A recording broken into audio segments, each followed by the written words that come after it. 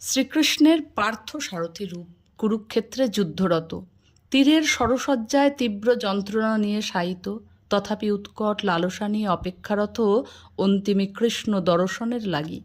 ভক্তের বাসনা পূরণার্থে শ্রীকৃষ্ণ আসলেন। পিতামহ বললেন, হে কৃষ্ণ, তোমার পার্থ সারথি রূপে একবার দাঁড়াও এসে। শ্রীকৃষ্ণ বললেন, আমার অনন্ত রূপ, তন্মধ্যে অধরে বাঁশেরও বাঁশুরি, ললিত ত্রিভঙ্গ মুরারি রূপটি যে শ্রেষ্ঠ, তবে কেন পার্থ সারথি রূপ দর্শনে লালায়িত তুমি? হে কৃষ্ণ, যিনি সর্ব আরাধ্য, সর্বশক্তিমান, ঐশ্বর্যপূর্ণ কৃষ্ণস্তু স্বয়ং ভগবান, তিনি ভক্তকে সিংহাসনে বসিয়ে ভক্তের চরণতলে বসে সারথ্য কার্য করছে। এরূপ করুণার নিধি কোনো কালে, কোনো দিন, কোনো ভগবানকে যে দেখি নাই। তাই ললিত ত্রিভঙ্গ মুরারি রূপটি নয়, ভক্তের ভগবান পার্থ সারথি রূপ দর্শন করতে করতে ইচ্ছা মৃত্যু বরপ্রাপ্ত পিতামহ দেহত্যাগ করলেন। জয় নিতাই গৌর হরি বল।